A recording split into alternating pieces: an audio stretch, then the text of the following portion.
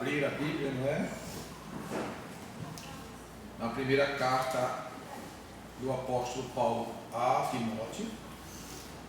E vamos mais uma vez dar sequência ao assunto que ora nós estamos tratando.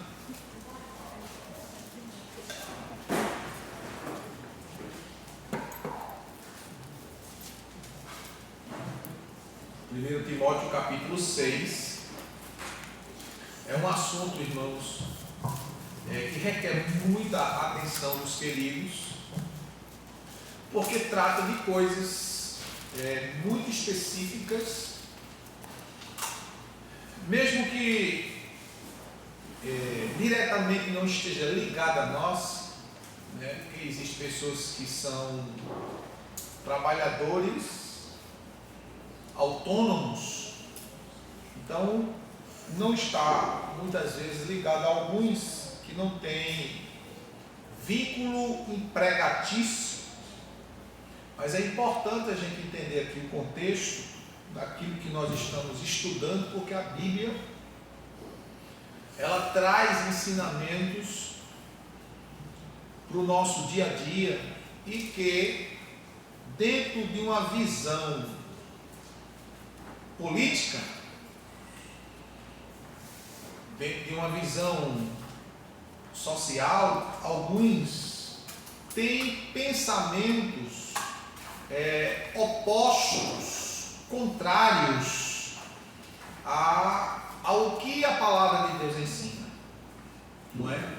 Então é muito importante que você, nesta noite, não só escute, como você vai precisar ler texto a texto. Os que não têm facilidade de encontrar, anote e depois, com paciência, você vai lendo em casa, conferindo em casa, quando você assistir os vídeos que estarão no canal. Interessante, irmãos, a gente tem 494 inscritos no canal. A gente produz a aula, produz o vídeo, quando está lá, não é? Quando vê, tem 60 visualizações, 50 visualizações. Como é que tem 494 inscritos e só 60 assistem? Não é? E página, viu? A maioria dos que assistem não são da igreja, são de fora da igreja. Veja, né? Então, é interessante que você anote. Sempre que vir ao culto de doutrina, de ensino, você traga papel, caneta para anotar. Porque depois você vai poder conferir, que é importante que você confira texto, palavra, versículos, porque tem coisas que estão dentro do contexto histórico que a gente fala, e que é importante que posteriormente você possa fazer uma pesquisa, não é? Que o objetivo do culto de doutrina, que quer dizer ensino, é que você aprenda de fato, para que você seja um crente forte, um crente que tenha raiz, um crente que tenha fundamento, que a sua fé seja uma fé equilibrada, baseada na palavra de Deus. Amém? Capítulo 6 de 1 Timóteo, versículo 1 e 2 diz assim: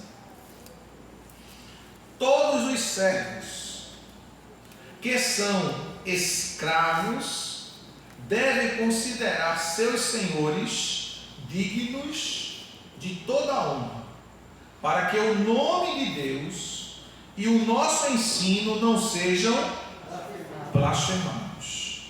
E os que possuem senhores crentes não devem alimentar por eles respeito menor.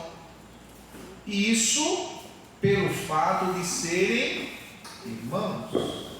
Ao contrário, devem servi-los ainda melhor, porquanto os que se beneficiam do seu serviço são fiéis e amados. Ensina, pois, estas coisas e orienta. Não é?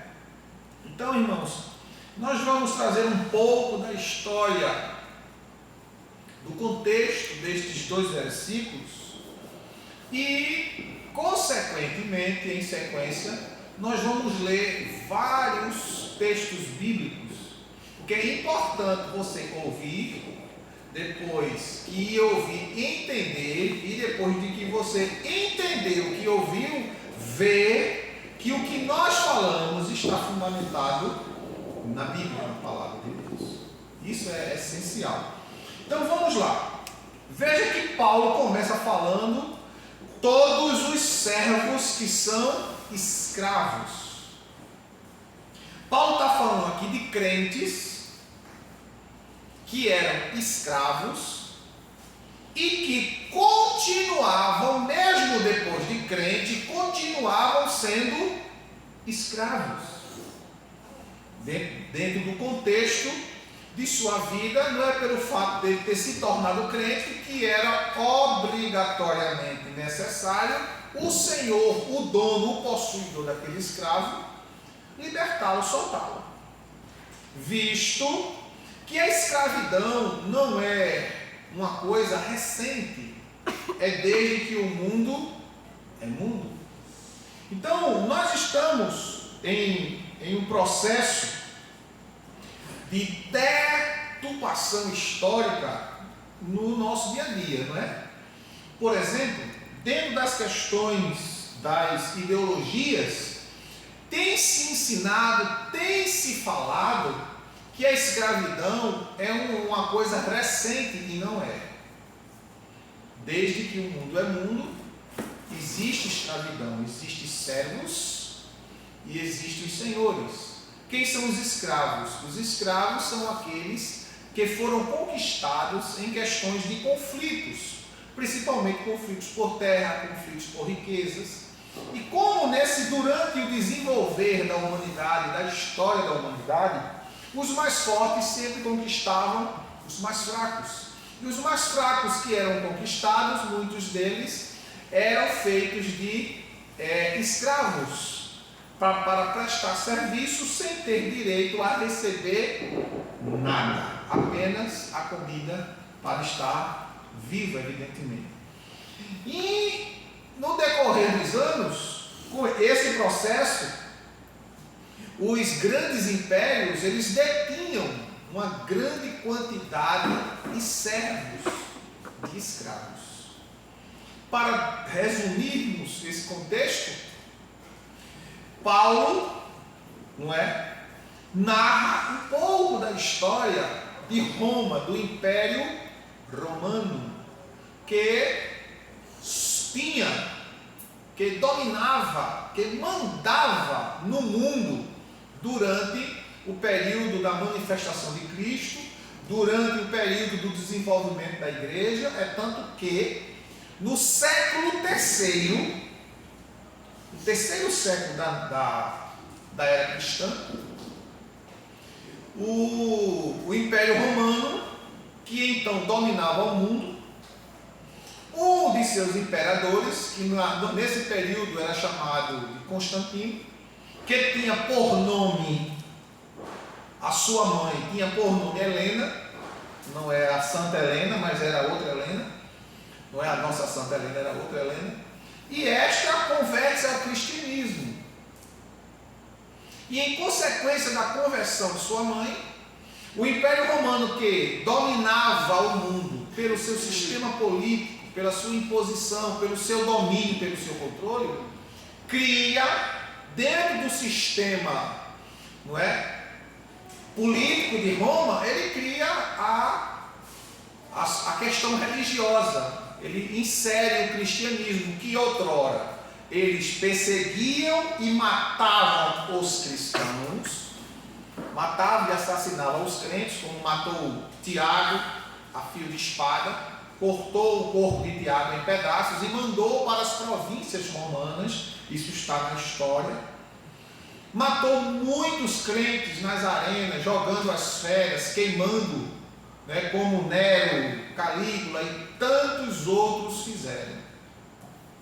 Porém, Constantino, ao perceber ao entender que a sua mãe havia se convertido, ele abraça o cristianismo como religião do Império Romano. E aí surge, quando algumas pessoas dizem que a primeira igreja que existiu no mundo foi a igreja católica, apostólica, romana. Isso é uma mentira. Porque a igreja de Cristo, ela existe, diz a Escritura, antes da fundação do mundo, já estava na presciência de Deus. E a igreja, quando a gente fala de igreja, irmãos, vocês precisam entender que a igreja não é uma nomenclatura humana. Ela não tem um nome específico. Entenda que a palavra igreja, do grego, tem no latim, eclésia, ou eclesia, e do grego, eclésia, significa aqueles que foram chamados para fora. Assembleia, reunião. Nós estamos aqui em culto a Deus, mas nós estamos em assembleia, porque nós estamos reunidos para ouvir, para debater, para aprender e assim sucessivamente.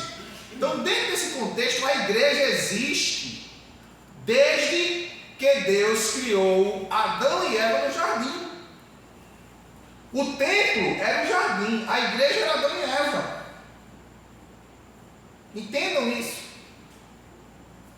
A igreja não é o prédio, não é o nome que tem aí na frente do prédio.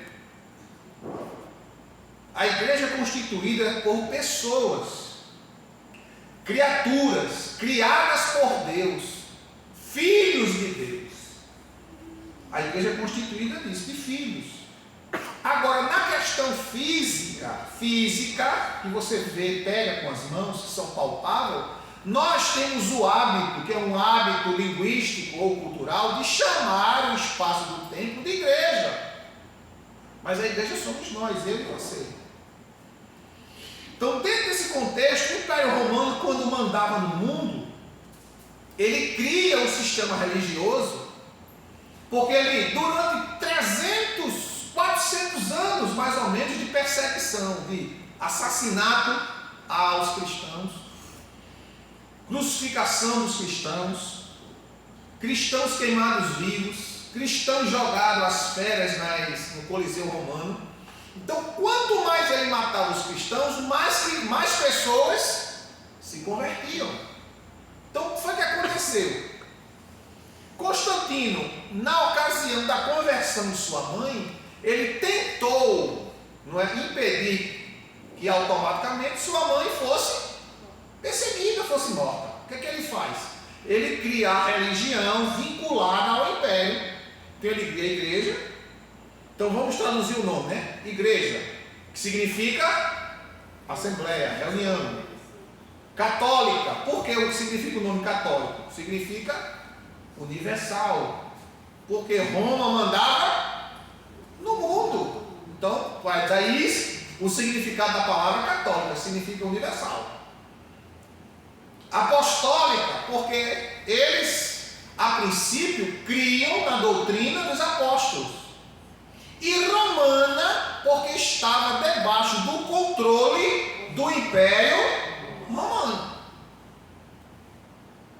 Mas a igreja de Cristo, a igreja de Deus já existia. Agora ela não tinha nome, nomenclatura, não tinha. É tanto que na volta de Jesus, existem pessoas que estão crendo que são salvos por causa do nome da denominação. Não.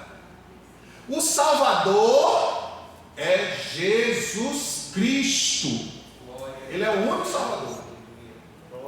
Não tem salvação fora de Jesus. A igreja não salva. A igreja foi salva por Cristo para anunciar a salvação de Deus por meio de Jesus. Pedro diz em Atos 4,12: em nenhum outro há salvação, porque debaixo do céu não há nenhum nome dado entre os homens, pelo qual importa que nós sejamos salvos. Então, quando a igreja foi fundada de fato por Cristo, não foi fundada pelo homem, como ensina o catolicismo, que diz que Pedro foi o primeiro papa, dizendo que a igreja foi fundada sobre Pedro, é uma mentira, porque até o próprio nome diz que Pedro significa Petros, pequenos pedaços de pedra. Jesus disse: eu edificarei a minha igreja sobre esta pedra. Veja que não é Petros. Disse a Pedro: por isso eu te digo, Pedro, eu estou te dizendo que tu és um pequeno pedaço de pedra, mas eu vou edificar a minha igreja sobre esta pedra, sobre ele. Ou seja, pedra no grego, um leito rochoso. Não era uma pedra pequena, era algo grande, que aguentava, que suportava peso. Aí quando ele diz: edificarei a minha igreja sobre esta pedra, e as portas do inferno não prevalecerão contra a minha igreja. Por quê? Porque a igreja está fundada em Cristo, não é no homem. Se tivesse sido fundada no homem, já teria acabado. Mas ela está fundada em Cristo Jesus, o Deus que se humanizou e viveu entre nós. Então, dentro desse contexto, irmãos, presta bem atenção do que Paulo, o que nós acabamos de ler aqui em 1 Timóteo 6, 1 e 2, quando fala: todos os servos que são escravos devem considerar seus senhores dignos de toda a honra. O apóstolo Paulo está ensinando a Timóteo, a fim de que Timóteo ensine isso para a igreja da qual ele estava pastoreando, que era a igreja de Éfeso, que era a maior igreja da Ásia, que ele ensinasse na igreja isso, como você vê no final do versículo 2. Ele mandando Timóteo ensinar isso na igreja. Porque muitas cidades, vilas, grandes impérios, eles cresceram com a força, com o desgaste e com a morte de muitas pessoas que foram escravizadas. E isso era normal gerar uma certa revolta, raiva, devido à opressão, os maus tratos. Mas Paulo agora diz para os servos que tinham se convertido, que eles deveriam honrar os seus senhores. Por quê? Porque agora neles estava o quê? Do versículo 1 ainda, para que o nome de Deus e o ensino da palavra de Deus não seja blasfemado. Você é servo, você é escravo, você agora se converteu. Você agora tem que dar testemunho que você agora está melhor do que antes. Você deixou de ser escravo, mas agora você precisa testemunhar. Você não tem mais que trabalhar xingando, blasfemando, falando mal do seu dono. Você tem que respeitar ele. E isso era muito difícil para uma pessoa que era escravizada respeitar aquele que o escravizava. É ou não é difícil? Muito difícil. Então, para vocês entenderem, irmãos, que o Evangelho, ele molda o oprimido e muda também o opressor. Quando estes se devotam e se submetem à palavra de Deus. Então Paulo diz aqui, escuta bem, que os servos deveriam servir a seus senhores com toda a honra. Então vai uma estatística para vocês aqui. da época de Paulo. Estima-se que na época em que Paulo escreveu esta epístola que nós estamos estudando, havia mais de 60 milhões de escravos somente no Império Romano. Só no Império Romano tinha mais de 60 milhões de escravos. É muita gente. É a metade da população brasileira. Que o Brasil tem 220 milhões de habitantes. Aqui são 60 milhões de escravos. Tem mais gente do que no estado de Pernambuco. É mais escravo do que o estado de Pernambuco. Habitante. É mais escravo do que os habitantes do estado de Pernambuco. Então veja bem. Muitos escravos eram instruídos e cultos, mas não eram livres. Muitos eram servos domésticos e trabalhadores rurais. Outros eram funcionários, artesãos, professores, soldados e gerentes. Todos, porém, eram considerados por seus senhores meros instrumentos de trabalho. Pronto, isso é finito. Eram considerados mão de obra, seres humanos que davam mão de obra para o sustento do império. A instituição escravagista era uma das maldições do mundo antigo. E como ferramentas vivas, os escravos carregavam o Império Romano nas costas. A lei romana não proibia aos senhores de escravos que tratassem mal a seus escravos. Eles podiam ser condenados a trabalhos forçados, encarcerados, açoitados, marcados com ferro em brasas e até mesmo crucificados. De acordo com John Stott, são 3 as características que definiam um escravo. 3 características que definiam um escravo. Primeira, a sua pessoa é propriedade de alguém, de modo que ele podia ser comprado ou vendido. Era uma propriedade. Eu não quero mais aquele escravo, por exemplo. Está velho, está fraco, está doente. Fazia uma maquiagem, dava uma semana de descanso a ele, dava uma quantidade de alimentação a mais para ele aparentar melhor de saúde, levava para o mercado e vendia. Como fosse um bicho, um objeto. Então preste atenção. Então, são 3 as características que definem o escravo. Primeiro, ele é uma propriedade de alguém que podia ser vendido ou comprado. Segundo, ele não tinha vontade. Ele não tinha vontade. A vontade dele era a vontade do dono dele. Terceira coisa, o seu trabalho era obtido pela força que lhe era imposta. Ele não tinha que dizer assim, hoje eu estou cansado, eu adoeci, eu não posso trabalhar. Não tinha isso.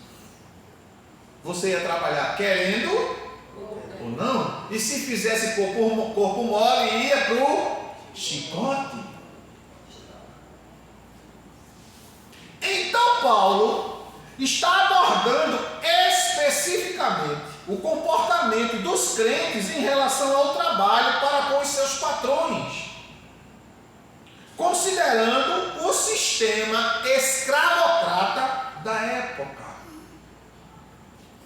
A palavra grega para servos ou escravos é douloi. Indica que os crentes em questão, porque Paulo está falando aqui para os escravos que tinham se convertido. Então, Paulo está falando aqui para escravos crentes. Aí ele diz: indica que os crentes em questão pertenciam a senhores pagãos, que não eram crentes. Paulo vai além e afirma que mesmo os servos crentes, de senhores crentes, não devem confundir a igualdade espiritual com a desigualdade social. O que Paulo está querendo dizer? Porque tinha algumas pessoas que se convertiam dos escravos, mas também tinham senhores que se convertiam. E o que era que acontecia? Alguns escravos queriam confundir. Olha, ele é crente igual a mim, então eu não vou mais trabalhar para ele. Aí Paulo disse, não, você é crente, mas você continua sendo escravo. Você não deve confundir, porque ele agora é seu irmão, mas você não deixou de ser escravo. Você não deve confundir sua igualdade espiritual com a desigualdade social. Você tem que cumprir seu papel. Ô pastor, e os senhores? A gente vai chegar lá. Não é? Aí o que é que Paulo está dizendo? Não confunda. Aí pelo contrário, versículo 2 do capítulo 6, ele diz assim: os que possuem senhores crentes não devem alimentar por eles respeito menor. Esse cara é crente e continua sendo senhor de escravo. Como é que pode? Porque, irmãos, isso era uma cultura. A cultura escravocrata não é de agora, é de muito tempo atrás. Como a gente leu aqui, isso era uma maldição do mundo antigo.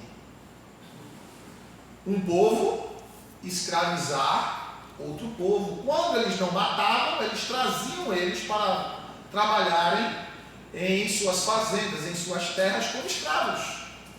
Então presta bem atenção. Aí Paulo diz assim, olha: os que possuem senhores crentes, versículo 2 do capítulo 6, não devem alimentar por eles respeito menor. Isso pelo fato de serem irmãos.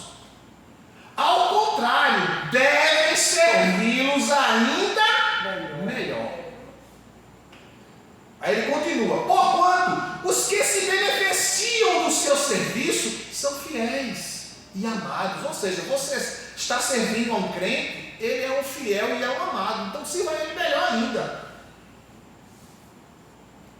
Porque você agora é crente. Além de crente, ele é seu irmão. Mesmo que ele não fosse receber nada. Irmãos, deixa eu abrir aqui um parêntese. Vamos abrir aqui um parêntese. Existem famílias que têm muitos irmãos. Vamos citar famílias que têm muitos irmãos. E às vezes, um dos irmãos se destacam financeiramente. Aí ele consegue ter 2 casas, 3 casas, um box ali, outro ali, não é? Aí tem alguns dos irmãos, os parentes. Aí diz assim: fulano, me aluga a tua casa. Porque em vez de eu pagar aluguel para um que eu não conheço, é melhor pagar para o meu irmão. Aí o irmão, de bom grado, não vou nem fazer contrato contigo, é meu irmão. Aí aluga a casa. Aí o que é que acontece? Ele não paga a casa. Não, mas é meu irmão.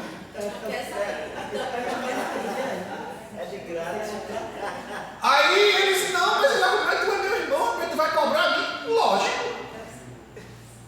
Ele trabalhou para conquistar aquilo ali. Ele não disse que ia dar para você morar. Você propôs a ele alugar. E quando aluga, dá uma de doido.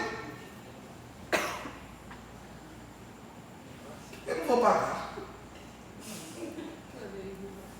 Tu é meu irmão, tem que me ajudar. Sim, tem que ajudar. Mas o que foi feito, o que foi acordado, não foi que tu ia morar e não pagar. Se eu quisesse te dar, nós teríamos ido para o cartório, eu tinha passado a casa para o teu nome, não tinha lugar. Aí vai conversar com o irmão, para o irmão sair da casa, sai não. Aí tem que entrar na justiça, vai 2 irmãos brigar na justiça.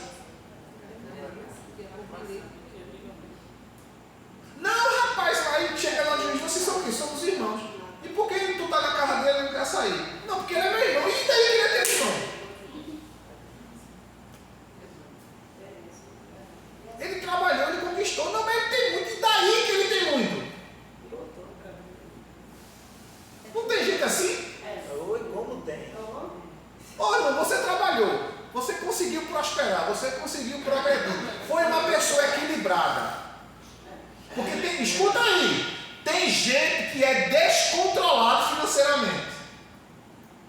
Tudo que vê quer comprar. Não pode ter dinheiro na mão. Se vê tem um bilhete ali na promoção, vou comprar o bilhete. Não está precisando, mas vai comprar. Aí depois está com uma dívida e diz assim, agora meu Deus, estou cheio de dívida. Enquanto que o outro se sacrifica. Guarda, economiza, não gasta dinheiro desnecessariamente, pega aquele dinheiro que está guardando, vai investir em coisas que dá retorno, que dá lucro. Aí ele começa a ter lucro, aí compra um box, compra uma casa, tem um carro melhor, aí tem irmão que fica assim, ele é todo metido, rapaz. E às vezes não é verdade. Não é verdade, é porque ele se deu bem. O irmão que não consegue prosperar porque não usa a cabeça, aí fica dizendo que o irmão é mostrado, que o irmão é metido. Não, é porque ele usa a cabeça. Porque tem gente que só usa o estômago. Como Paulo diz, o Deus dele é o ventre. O outro prospera porque não é estragado, não gasta dinheiro de forma desnecessária, pega o dinheirinho, recebeu, tira o dízimo dele, separa o dinheiro da oferta, ajuda na igreja, tem alguém precisando, ele socorre, mas você não vê ele esbanjando. Uma coisa, a mentalidade, irmão, de gente rica. Qual a mentalidade de gente pobre? Trabalha de segunda a sábado, quando é no final de semana, ele pega o dinheiro que ele ganhou na semana, vai comprar cerveja e fazer churrasco.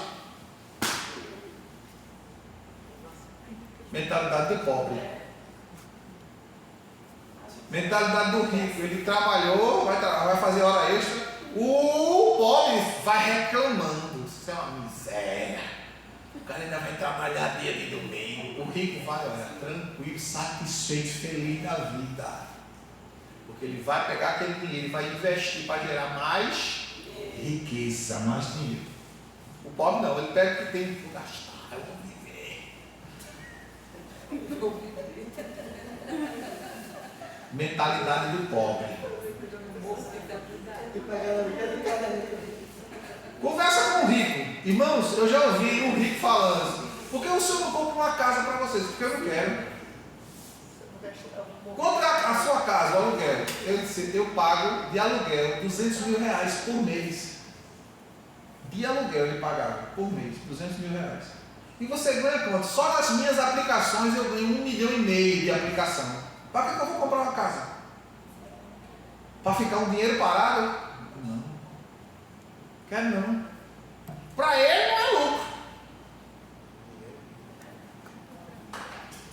Tem um rendimento de 1,5 milhão, paga 200 mil de aluguel, entre aluguel, água, luz e os funcionários, sobra 1,3 milhão. O que é que você faz? Aplica tudo de novo. Fosse o pobre, torrar. Mentalidade de pobre.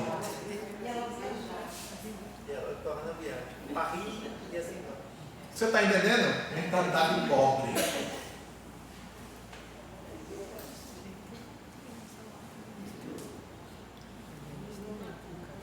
Vamos lá, uma coisa puxa a outra, né? Vamos lá, vamos aqui, vamos continuar aqui lendo. Evidentemente, Paulo e as Escrituras não apoiam escravidão nem a exploração do homem pelo homem. Entretanto, o crente que é absolutamente livre em Cristo deve testemunhar também por meio do seu trabalho dedicado, de sua confiança na justiça e intervenção divina. Você serve, você trabalha, sofre injustiça, mas você confia em Deus, que faz justiça na terra, no meio dos homens. Agora nós vamos ver os exemplos que a Bíblia dá. Bora lá? Primeira carta de Pedro.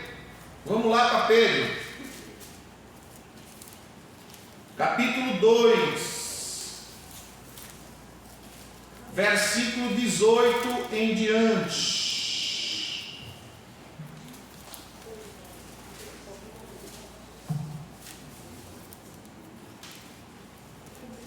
Vamos lá? Acharam? 1 Pedro 2, 18 até o 25. Vê o que a Bíblia diz. Acompanha comigo. Escravos, sujeitai-vos a vossos senhores com todo o respeito, não apenas aos bons e sensatos, mas também aos perversos. Pois é louvável que, por causa da sua consciência para com Deus, alguém suporte constrangimento e sofra injustamente. Porquanto, que mérito há em ter de suportar castigos recebidos, porque haveis praticado o mal? Entretanto, se suportais o sofrimento quando fazeis o bem, isso é digno de louvor diante de Deus, não é diante do homem. Quem está te assistindo não é o homem. Quem está te assistindo é Deus que está te assistindo.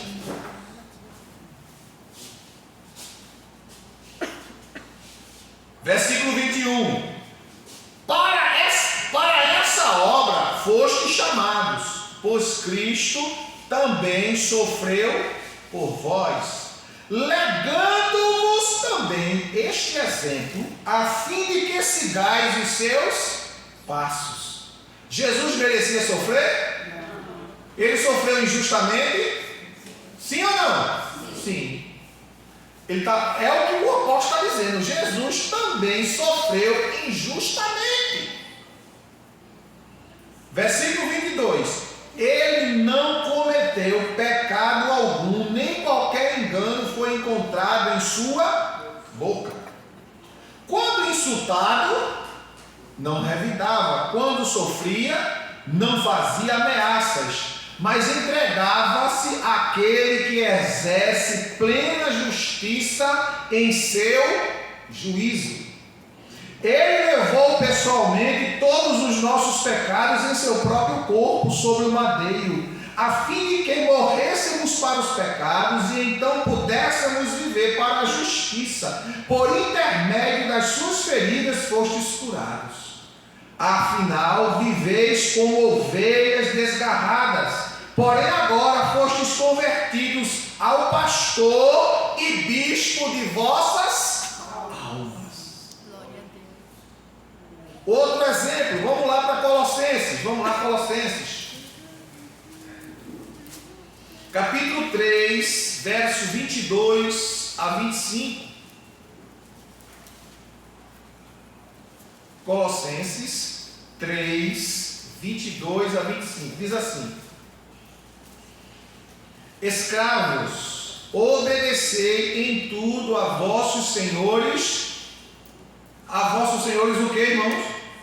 Terreno. Não servindo apenas quando supervisionados, como quem age somente para contentar os homens, mas trabalhando com sinceridade de coração, por causa do vosso temor a quem? A Deus. Você serve, você trabalha honestamente por causa do temor a Deus. Versículo 23. E tudo quanto fizerdes, fazei-o de todo o coração, como para o Senhor, e não para os homens. Conscientes de que recebereis do Senhor a recompensa da herança, é a Cristo o Senhor que estáis servindo.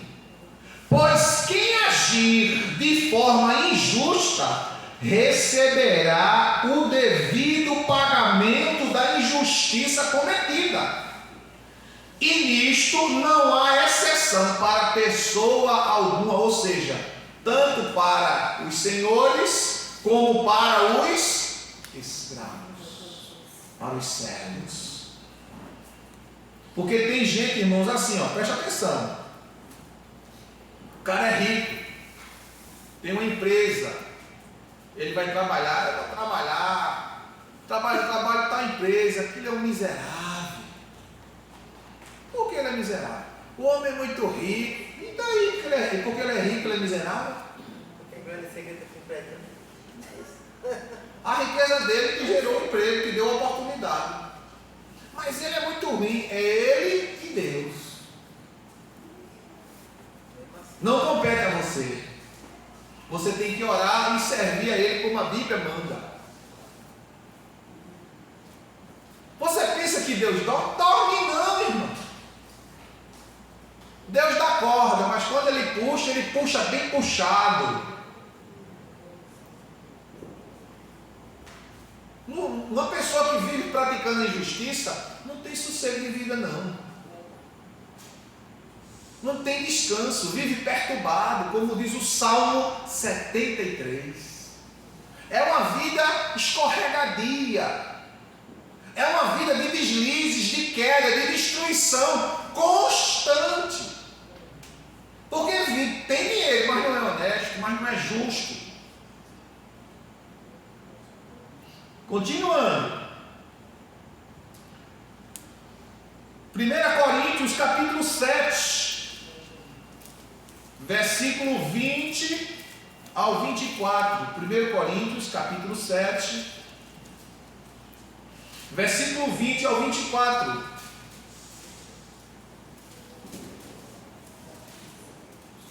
Vê o que é que Paulo diz. Cada um deve permanecer na condição em que foi chamado por Deus. Foste chamado sendo escravo? Não te preocupes com isso. Mas se ainda podes conseguir tua liberdade, aproveita a oportunidade. Pois aquele que, sendo escravo, foi chamado pelo Senhor, é liberto e pertence ao Senhor.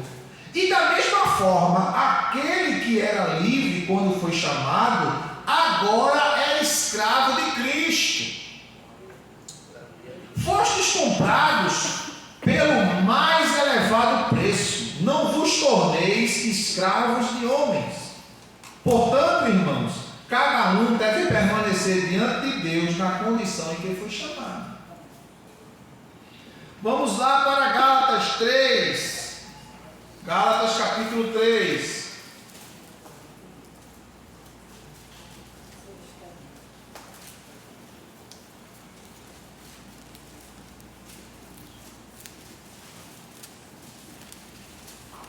Versículo 28. Gálatas 3, 28. Veja o que o apóstolo Paulo diz. Não há judeu, nem grego, nem escravo ou livre, homem ou mulher, porque todos vós sois um em Cristo Jesus. Ou seja, tanto o escravo como o senhor de escravos, como o homem, como a mulher, como o grego, todo judeu, se você é crente, todos vocês pertencem a Cristo. Não importa a sua condição social. Não é a condição social que leva aos céus. Isso parece, irmãos, aos olhos do contexto da sociedade, parece um absurdo, mas isso é uma realidade da palavra de Deus. Lembra de Naamã? O capitão, o general do exército assírio, que tinha uma criança em casa, que era judia, que era escrava dele. Ele era leproso. Olha o que ela disse. Ora, se o meu Senhor tivesse em Israel diante do homem de Deus, ele ficaria curado dessa lepra. Ela poderia ter dito: esse miserável me tirou da minha terra, eu estou aqui trabalhando como escrava. Não. ela chamou a esposa dele e disse: quem dera que o meu Senhor tivesse diante do homem de Deus em Israel. Ela contou a história de Eliseu. Ele foi atrás de Eliseu. Quando ele chega lá, ele recebe a cura da lepra. Mas quem foi que foi a porta, que foi o veículo da bênção? Um escravo.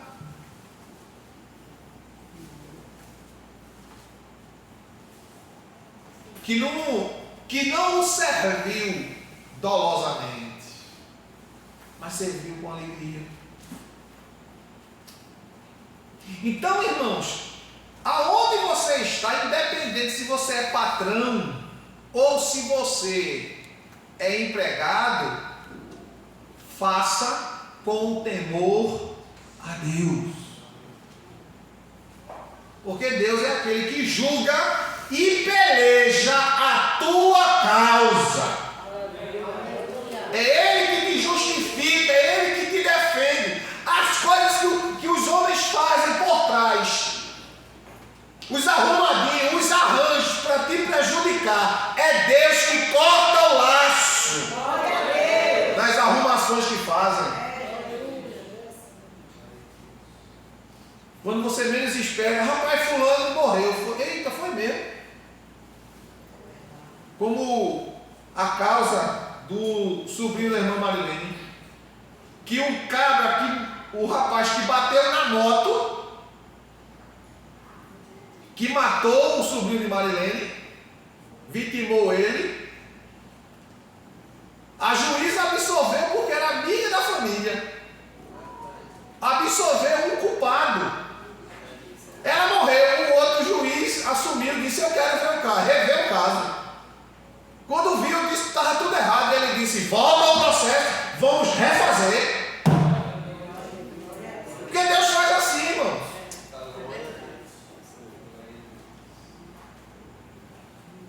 Morreu, aí Deus agora levantou o juiz, a gente vai reabrir o caso. Porque Deus é aquele que desengaveta o que está engavetado, que eu e você não vê, Ele vê. É Ele que faz justiça, não se engana não. Ele é o justo juiz. Louvado seja o nome de Jesus. Ainda no livro de Gálatas,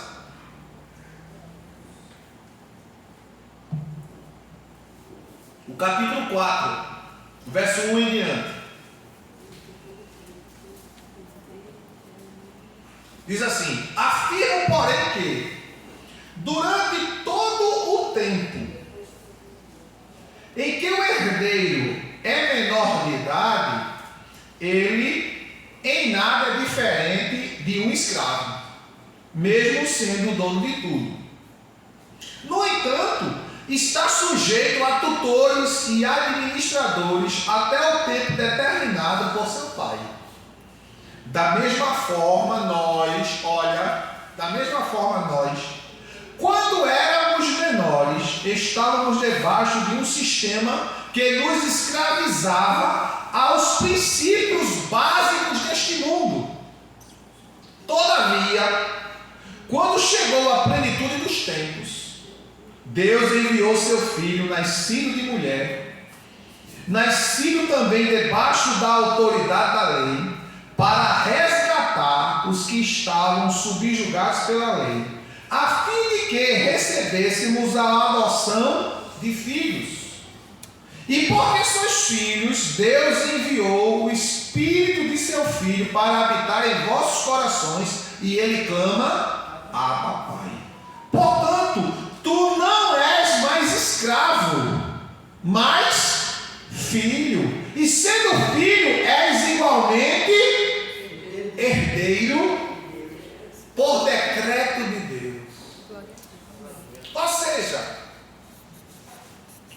Paulo está dizendo aqui que uma pessoa, no versículo 3, pode ser escravizada pelos princípios básicos deste mundo.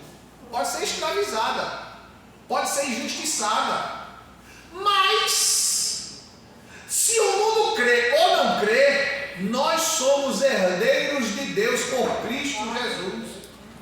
Nós temos uma herança inacessível, incorruptível, que não muda, que não murcha, que não falha e que não passa. Não passa. A herança que Deus em Cristo Jesus nos deu é eterna. E você só perde ela se você viver uma vida de pecado, de desobediência, não querer se consertar com Deus. Aí você perde. Continuando. A fé cristã não atacou frontalmente a escravidão, a fim de não criar uma insustentável rebelião social. Ou seja, no período que o cristianismo vem surgindo, o sistema escravagista era muito forte. Então, o que era que os apóstolos faziam? Pregavam a salvação, ensinando de forma educada a questão da ética. Isso aqui fala de ética, de respeitar aqueles que estão acima, porque tem gente que não respeita ninguém. Você pode não concordar, mas você tem que respeitar.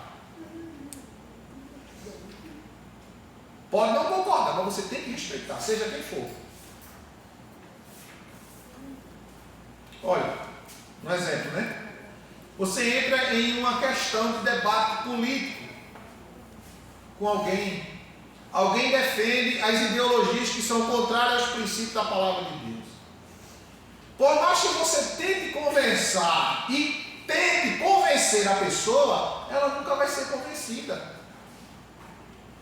Então não vai adiantar você discutir. Você fica com a palavra. Você quer continuar assim, você acha que está certo? Continue. Acabou. Por quê? Você vai, a Bíblia diz, não se lança pérola aos porcos. Você vai gerar uma discussão, vai gerar uma contenda, vai criar uma intriga e termina acontecendo uma tragédia. Então não perca tempo. Não perca seu tempo. Acabou. Você acha que está certo ideologia de gênero? Acho. Você acha que está certo aborto? Acho. Você acha que está certo casamento homoafetivo? Acho. Você acha que está certo legalização e liberalização de drogas? Acho. Aí você vai mostrar na Bíblia que a palavra de Deus é contrária. Não, eu não acredito. Pronto, continua do jeito que você está. Acabou. Acabou-se. Por quê? No dia do juízo final, se ele, como ele não crê em Deus, ele vai estar diante do trono. Querendo ou não, acreditando ou não, ele vai estar diante do trono do juízo divino. Ninguém foge. Acabou-se. Então, a fé cristã, ela não ficava confrontando essas questões. Ela ensinava. Por quê? Para não criar um levante social e ter uma guerra civil dentro do país, do estado, da comunidade em que viviam. Porque se isso acontecesse, irmãos, era mais morte, mais destruição do que já era. Porque existia uma grande quantidade de viúvas nesse período, por causa dos homens que iam constantemente à guerra. Quantidade de mulheres abandonadas e sozinhas com seus filhos, padecendo necessidade, era muito grande. Então o que é que Paulo, o que é que os apóstolos faziam? Ensinavam de forma pacífica que o crente, ele deve ser ordeiro, respeitador, organizado, disciplinado. Porque quem te justifica é Deus. É Ele que vai falar por você. Escuta bem. No entanto, a doutrina apostólica minou a escravidão ao ensinar que os mercadores de escravos quebrando a lei de Deus. Isso porque tanto os senhores como os escravos têm o mesmo valor aos olhos de Deus. Mais uma vez que Deus não faz acepção de pessoas. Glória a Deus. Tanto quem é escravo como o Senhor, diante de Deus, diante dos olhos de Deus, são a mesma coisa. Deus não faz acepção de pessoas. Vê aí, carta aos Efésios, capítulo 6, versículo 5 ao 9. Carta aos Efésios, capítulo 6, versículo 5 ao 9. Paulo diz assim: quanto a vós outros, escravos, obedecei a vossos senhores terrenos com todo respeito e temor, com sinceridade de coração, como a quem? Como a Cristo. Olha para aí. Não servindo à vista, como para agradar a homens, mas como servos de Cristo, fazendo de coração a vontade de Deus, servindo de boa vontade, como se servisse ao Senhor e não aos homens, certos de que cada um, veja bem, seja escravo, seja livre, receberá do Senhor a recompensa por todo o bem que fizer. E vós, olha, senhores, de igual modo, procedei para com os vossos servos, abandonai as ameaças, pois tendes conhecimento que o mesmo Senhor deles é o vosso. É o vosso Senhor também, que está no céu e não faz diferença entre pessoas. Olha Deus dizendo agora para os senhores de escravos. E vós, senhores, de igual modo, procedei para com os vossos servos, abandonai as ameaças. Ou seja, se você não fizer o serviço correto, você vai para o tronco, você vai apanhar, você vai ser chicoteado. Olha a palavra de Deus dizendo aqui para eles: não ameacem os vossos servos, não maltratem os vossos servos. Por quê? Pois tende conhecimento que o mesmo Senhor deles é o vosso Senhor também. Deus vai cobrar de você se fizer errado. Embora os escravos não tivessem nada a reivindicar, Paulo ordena que os senhores tratem seus servos com justiça e equidade. A doutrina bíblica afirma claramente que os senhores e servos são irmãos em Cristo, e que em Cristo não há escravo nem livre, pois todos somos um em Cristo Jesus. Colossenses, vamos ver aí, Colossenses capítulo 4. Colossenses capítulo 4.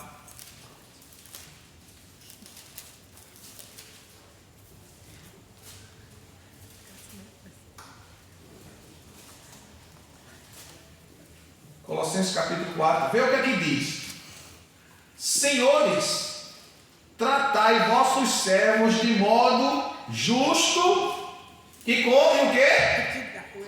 E com, ou seja, ele diz com justiça, sabendo de que também vós tendes um Senhor aonde? No céu. Eita. Tu és Senhor aqui na terra, mas eu sou o Senhor do céu e da terra. Trata teus empregados com justiça.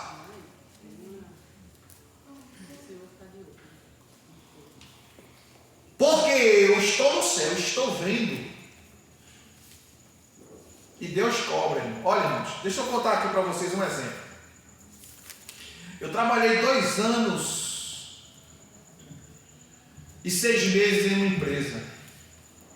Eu servia literalmente essa empresa. Era fiel a Deus, fiel à empresa. Chegava dias em que a empresa que eu trabalhava prestava serviço a outra empresa, que não tinha nada a ver comigo.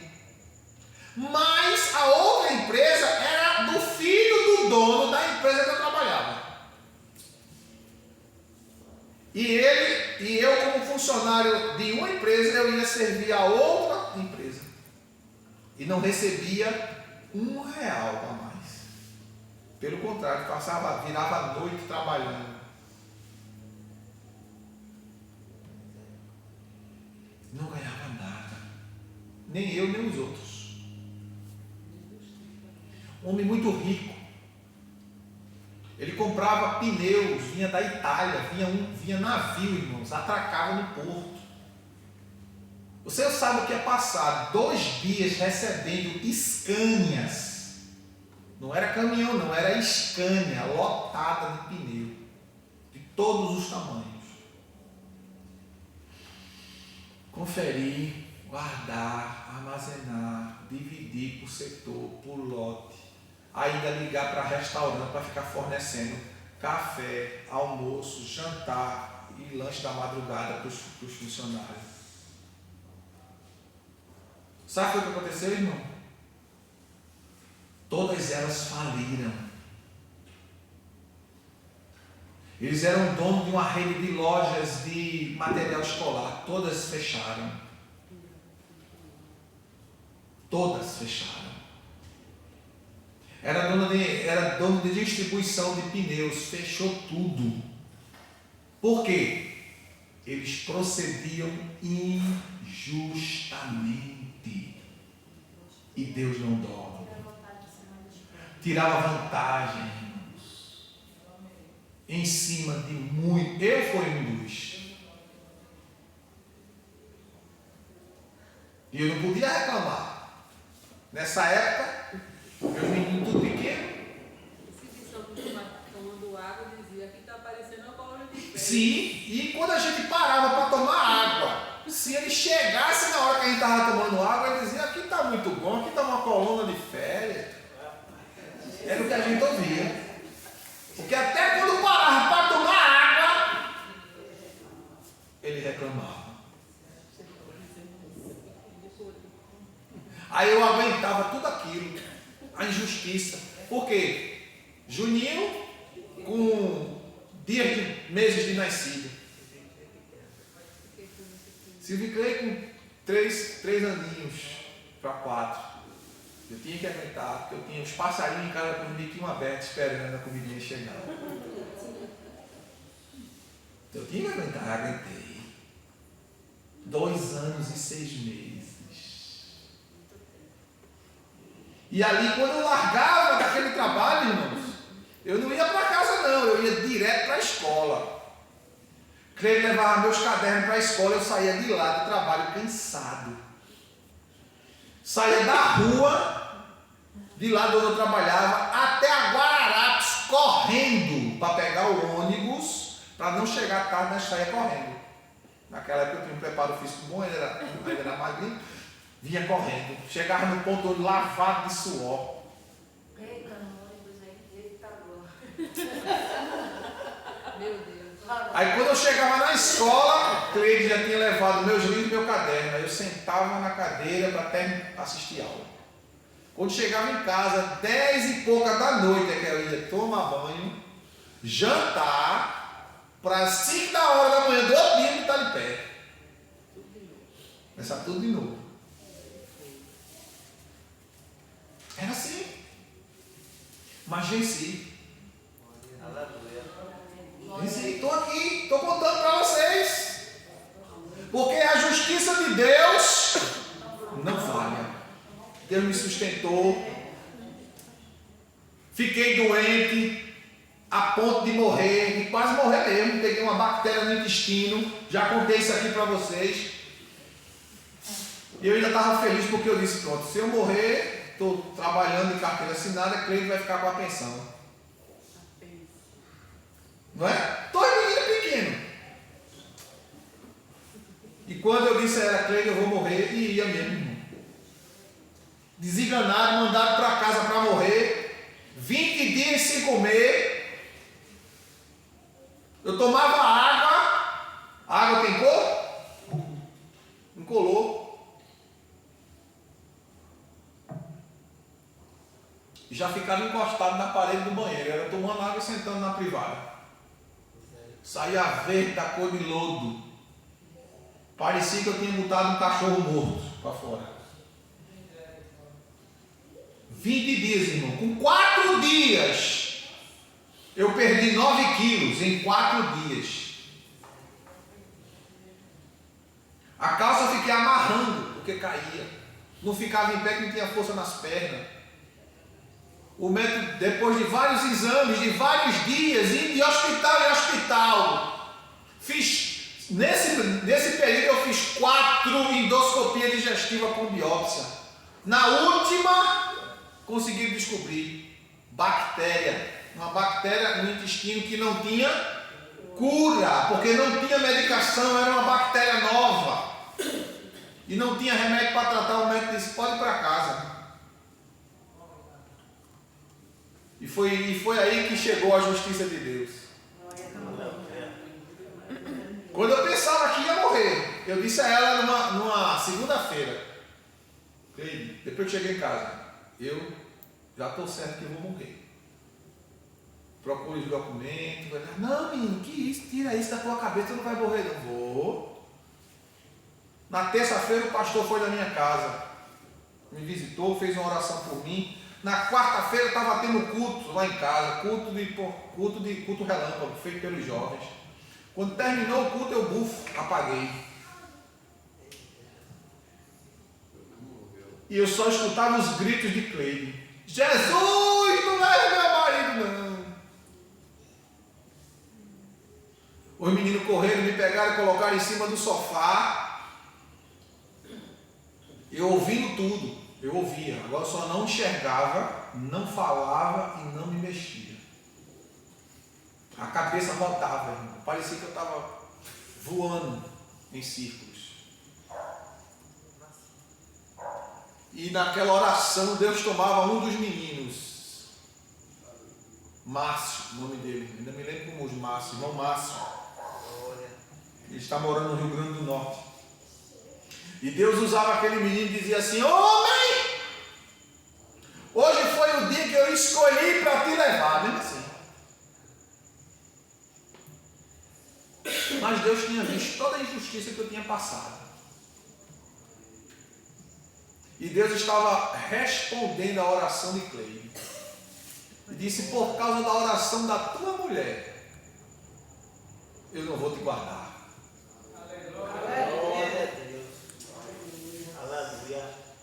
E como vocês conhecem, abaixou e canta na marracia. Aleluia! Glória a Deus! Glória ao nome de Jesus. Deus coloca a mão na ponta dos meus pés. Isso é para quem crê. Tem crente que não acredita nisso, não, viu? Mas eu creio até os ossos. Deus ainda fala, Deus ainda usa, Deus ainda age, Deus ainda faz, porque Ele continua sendo o Deus Criador do céu, da terra e do mar. Glória a Deus, aleluia. Deus tomava ali aquele jovem, botava a mão na ponta do meu pé, eu deitado, estirado em cima do sofá. Botava a mão na ponta do meu pé, vinha com a mão, tocava na minha cabeça e descia. Na terceira vez o Senhor disse: receba de mim nesta noite vida, vida e vida. 3 vezes. Eu me levantei até hoje. Quando eu levantei, eu perguntei: tu fizesse o que? Se eu fiz um guisado, eu disse: bota que eu quero comer.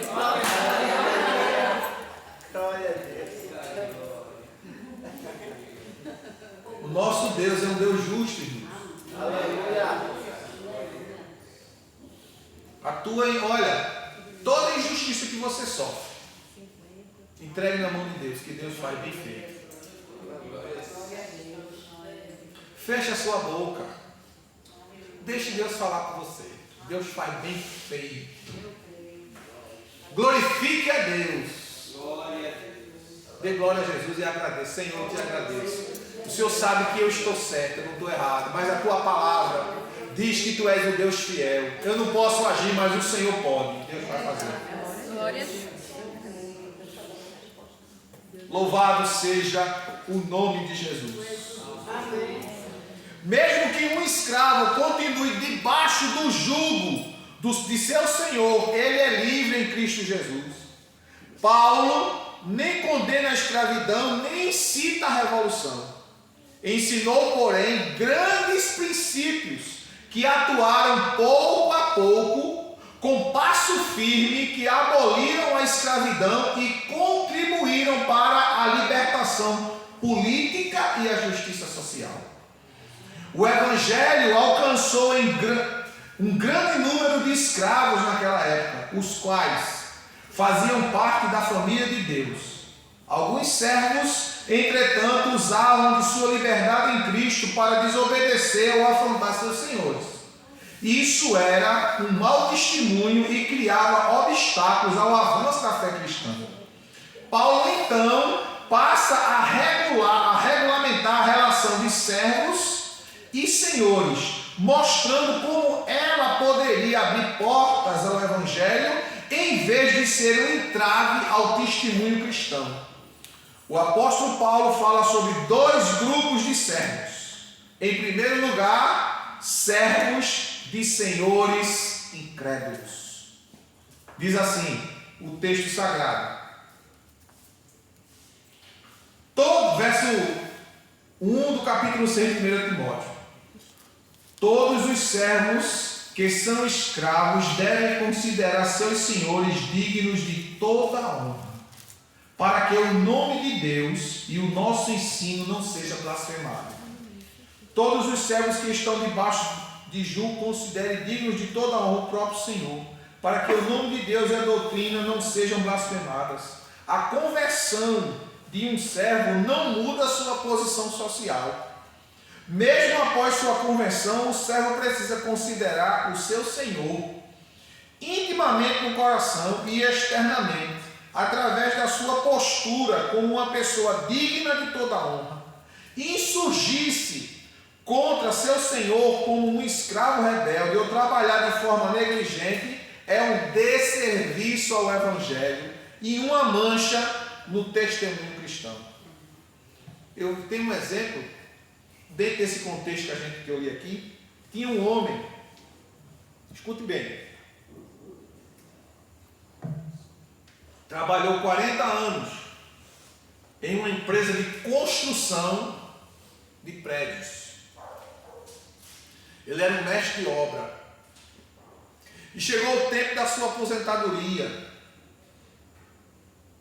E ele foi, conversou com o patrão e disse que tinha dado entrada na sua aposentadoria e que agora ia se aposentar. Aí o patrão disse: eu quero que você faça uma última construção para mim. Você faz? Ele disse: faço. A última construção. E disse: está aqui esse terreno, eu quero que você faça a melhor casa de todas que você já fez na sua vida. A melhor casa. E deu a ele todo o material que ele precisava. Pediu a ele todo o material que ele precisava. Ele foi, fez a lista, ele foi e comprou. Só que ele pediu material de segunda mão. Ele não estava entendendo que aquele patrão que tinha pouco contato com ele, mas que conhecia ele há 40 anos. Não era um homem muito de falar, não era um homem muito de interagir com ele, mas era um homem que reconhecia o que ele fazia, o trabalho dele. Então este senhor, esse dono dessa empresa, decidiu dar a ele uma casa que ele não tinha. Depois de 40 anos de serviço, ia se aposentar, mas não tinha uma casa. O homem deu o terreno a ele, sem ele saber. Mandou ele ver o terreno, esquadrilhar o terreno, deu a planta da casa e pediu a ele a lista de material. Ele deu tudo material de segunda. E ele foi e construiu a casa. Só que ele fez a casa com raiva. Depois de 40 anos vou me aposentar, ainda continuo pagando aluguel. Esse miserável, trabalhei 40 anos para ele, ele ficou mais rico e eu continuei pobre. Fez a casa, quando terminou a casa, que chamou o patrão, que entregou, disse, está aqui a chave da casa, da porta. Ele disse, essa casa que você construiu é sua.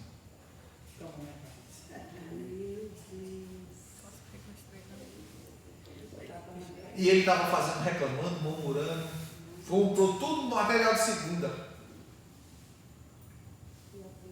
Porque não, tem pessoas assim, irmão, que não conseguem ver generosidade nas outras pessoas porque elas possuem bem. Mas existe muita gente rica e generosa. A gente sabe que existe gente rica que é ruim, que é mau, que é perverso. Mas existe muita gente rica que é generosa. Não é? Então esse homem ia se aposentar, ia ter a melhor casa. Mas ele fez casa toda com material de segunda, sem saber que estava fazendo a própria casa. Então não murmure, mas agradeça. Glorifique a Deus, que Deus vai te abençoar. Em segundo lugar, para a gente concluir, em segundo lugar, servos de senhores cristãos. Também os que têm senhor fiel, não o tratem com desrespeito, porque é irmão. Pelo contrário, trabalhe ainda mais, pois ele que partilha do seu bom serviço é crente e amado. Ensina e recomenda essas coisas. Aproveitar-se do fato de que seu patrão é também seu irmão em Cristo, para se rebelar contra ele ou ser negligente no trabalho, é um péssimo testemunho. Não, o cara é crente, eu também sou crente, eu vou chegar atrasado, saio mais cedo, não faço o serviço dele porque ele é crente. Não. Aí é que você tem que fazer, para ele crescer mais ainda. Porque ele crescendo, você também vai crescer junto. Você está dando ali. E se ele for crente de fato, de verdade, ele vai reconhecer o que você está fazendo e vai também lhe abençoar. Vai lhe promover. Não é? Paulo orienta que os servos de senhores crentes os tratem com honra e trabalhem com mais dedicação. Amém, irmãos? Amém. Então assistam em casa esta aula, meditem em tudo que foi falado, leiam novamente os textos bíblicos, porque é importante que a gente entenda que isso faz parte da vida do crente. Faz parte da vida do crente. A gente tem que dar testemunho no trabalho, não se aproveitar, não é? Principalmente porque, como eu citei o exemplo, que tem pessoas que têm famílias grandes, que têm às vezes muitos irmãos, e dentre eles um prospera e os outros não. Aí às vezes os que não prosperam, o que prosperou às vezes quer ajudar, e os que não prosperou bloqueiam, porque muitas vezes eles querem receber ajuda e não retribuir isso aí. Bloqueiam. Não, porque ele é meu irmão, ele deve ter a obrigação. Não, ele não tem a obrigação não. Ele ajuda se quiser. Ajuda se quiser. É uma questão de consciência. É como um filho. Você se dedica ao filho. Você investe no filho. Você faz tudo pelo filho. Quando ele cresce, está trabalhando, aí você quer sugar do seu filho. Não. Ele não tem obrigação. Você gerou ele, foi você que quis gerar. Ele não pediu. Aí é uma questão do filho querer. Se ele tem essa consciência, temor a Deus, se eu vou honrar meu pai e minha mãe, eu vou cuidar do meu pai e da minha mãe, eu vou fazer o que eu puder por eles. Aí é uma questão dele. Mas você pedir, não. É ele que tem que querer fazer isso. Isso chama-se amor. Amor. Onde você reconhece o sacrifício do pai e da mãe pelo filho. Os cuidados, as noites sem dormir, toda aquele trabalho, aquelas lágrimas choradas, quando muitas vezes a gente pensava que o filho ia morrer. Quantas vezes, irmão, quando Silvio Crê foi acometida da gripe do porco, a gripe suína, H1N1, que ficou internada no Oswaldo Cruz, um quarto de vidro, todo de vidro. A gente, para entrar no quarto, tinha que se vestir com aquela roupa que parecia um astronauta. Bota branca, calça branca, uma roupa, tudo coberto, para poder entrar para falar com ela. Ela com duas mangueiras dentro do nariz, uma do lado e outra do outro, porque ela não conseguia respirar. O olho roxo. E a gente, meu Deus, será que escapa? Porque foi uma das primeiras no estado de Pernambuco a ter H1N1. Num quarto de vidro, toda fechada, sozinha, ela ficava sozinha dentro do quarto. A gente, além de vestir a roupa, quando entrava, tinha que botar o pé dentro de uma bacia de plástico com um solvente químico, para botar as botas, para entrar, para não contaminar o ambiente do quarto onde ela estava.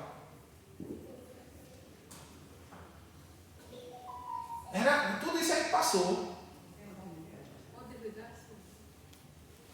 Não é tudo isso que nós passamos com o cuidado